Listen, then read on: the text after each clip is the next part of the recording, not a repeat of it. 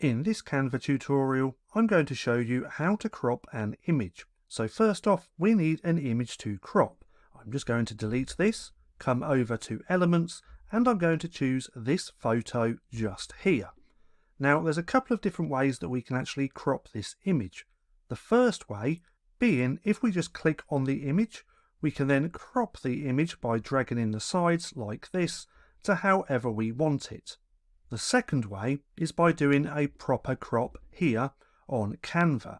So if we double click on the image, we get these options just here.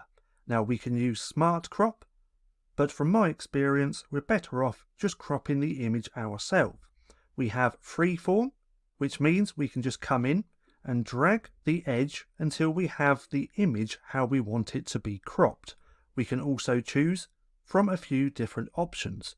We have 1:1, 16:9, and multiple other options as well, as we can see.